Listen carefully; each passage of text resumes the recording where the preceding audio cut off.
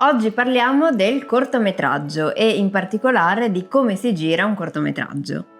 Avete attraversato tutte le fasi, dall'ideazione della storia, alla stesura della scaletta, alla stesura della sceneggiatura, per approdare finalmente a una versione della sceneggiatura che vi piace, siete ragionevolmente soddisfatti e siete pronti per girare il vostro cortometraggio. Benissimo, ora la domanda è: da che parte comincio? Da dove comincio? Come si gira un cortometraggio? Come ci si prepara per le riprese sul set? In questa serie di 3 video cercheremo insieme di rispondere a questa domanda, ripercorrendo un po' i passi che ci portano dalla pagina, dalla nostra sceneggiatura, fino al cortometraggio finito. Questa serie di 3 video vuole essere una guida chiara, semplice e facilmente consultabile per chi è alle prese con il suo primo cortometraggio o per chi magari ha già girato altri cortometraggi ma è alla ricerca di consigli per realizzare il prossimo e realizzarlo meglio. Occhio che in questa serie di 3 video non esamineremo la questione della stesura della nostra sceneggiatura, né dal punto di vista creativo né dal punto di vista tecnico o formale. Qualora vi interessasse questo argomento, vi rimando ad altri 2 video sempre su questo canale nel quale abbiamo sviscerato l'argomento a dovere. In un video abbiamo visto come costruire una scena, come generare conflitto e caratterizzare i personaggi dal punto di vista creativo, e in un altro video abbiamo visto come formattare e impaginare la nostra sceneggiatura secondo gli standard della industry internazionale.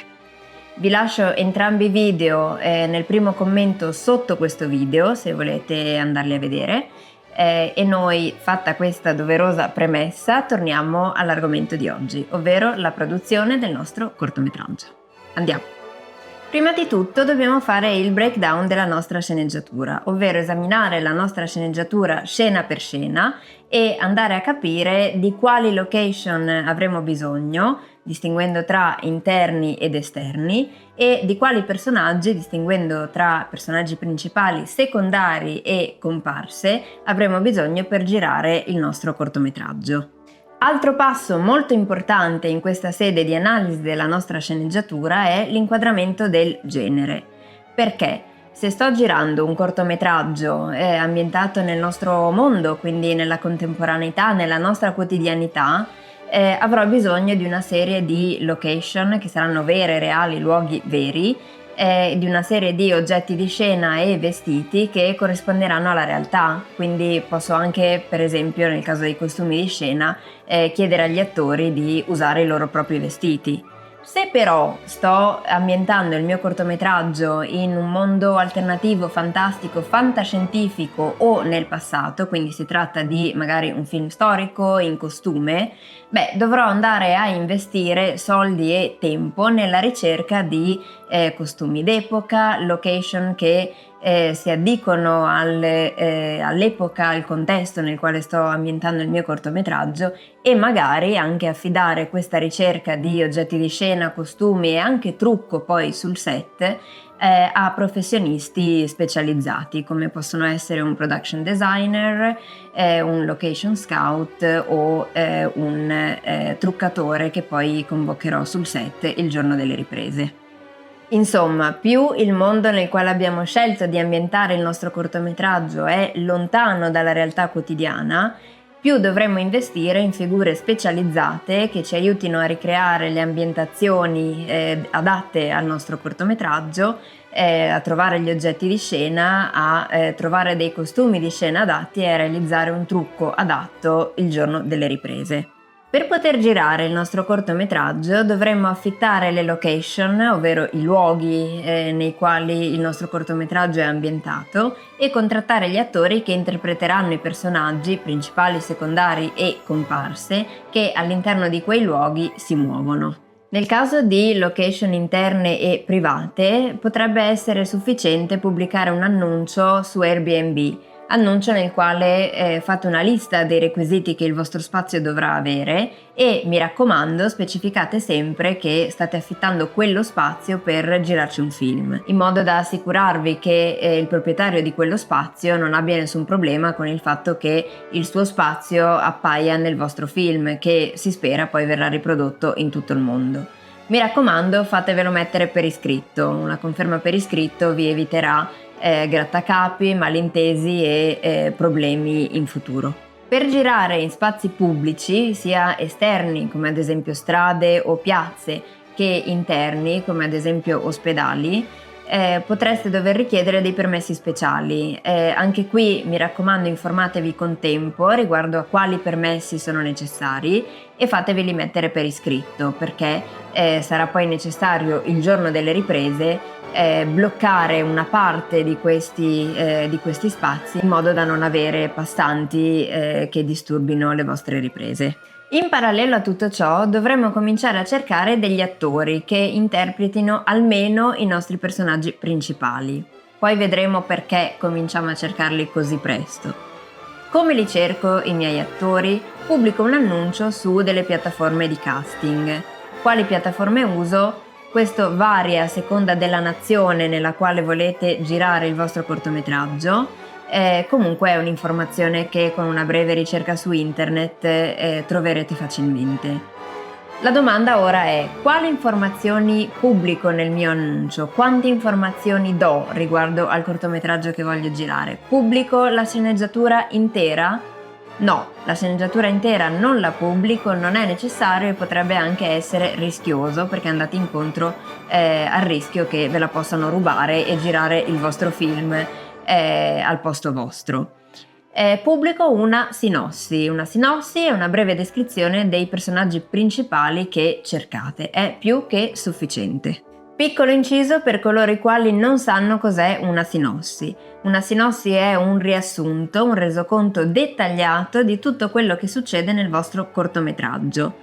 Non preoccupatevi di fare spoiler, anzi rivelate il finale, proprio perché la sinossi è un documento tecnico destinato ai vostri colleghi, quindi agli altri professionisti che collaboreranno alla realizzazione del vostro cortometraggio e devono avere un'idea, devono capire che tipo di storia volete raccontare e qual è la visione che voi avete in mente. Benissimo, fatta questa doverosa precisazione, proseguiamo con i nostri provini. Affittate una stanza in uno spazio di coworking o anche un'ala tranquilla di un bar e convocate gli attori che avrete selezionato attraverso le piattaforme di casting in fasce orarie di un'ora, io consiglio. Ciascuna audizione durerà più o meno 30-40 minuti e poi vi prendete qualche minuto per voi per staccare tra un'audizione e l'altra, riordinare gli appunti che avrete appena preso sull'attore che avete visto e prepararvi per l'audizione successiva. Che cosa valuto durante un'audizione? All'audizione sì che porterò la mia sceneggiatura completa, la consegnerò all'attore e gli chiederò di interpretare la parte in una scena che io considero particolarmente significativa all'interno del mio cortometraggio. Durante il provino poi valuterò la comprensione da parte dell'attore del personaggio che deve interpretare, quanto è disposto a scavare nella personalità e nella backstory, nella biografia del personaggio che andrà a interpretare, per il quale sta facendo l'audizione, l'interpretazione chiaramente della scena che gli ho chiesto di interpretare durante il provino e soprattutto la sua capacità di reazione alle mie note come regista. Infatti può capitare che l'interpretazione da parte di un attore del proprio personaggio, di una certa battuta all'interno della scena che gli abbiamo chiesto di interpretare o anche dell'intera scena non coincida perfettamente con quello che noi come registi avevamo in mente per quella scena. Quello che noi in questa sede dobbiamo valutare è anche la capacità dell'attore di mettere in pratica le nostre note, le nostre correzioni, la sua buona volontà, la sua predisposizione a ricevere osservazioni da parte nostra, proprio in ottica del lavoro di preparazione alle riprese e delle riprese stesse, nel quale la collaborazione e la sintonia tra noi registi e gli attori sarà fondamentale. Bene, abbiamo dedicato il video di oggi alla scoperta di come analizzare la nostra sceneggiatura in ottica poi delle riprese del nostro cortometraggio. Abbiamo visto come classificare le location, ovvero i luoghi nei quali poi il nostro cortometraggio verrà ambientato, e l'importanza di assumere, se necessario, dei professionisti specifici come costumisti o production designer, soprattutto se il nostro cortometraggio è un film storico, un film d'epoca, un film fantastico o di genere fantascientifico.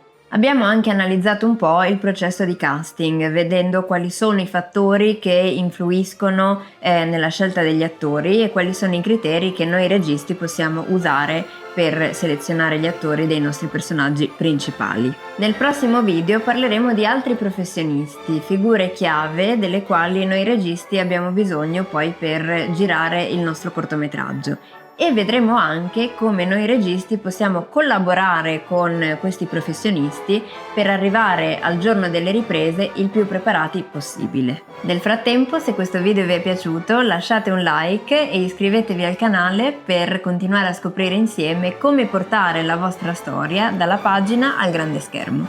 Noi ci vediamo nel secondo video di questa serie, come produrre un cortometraggio.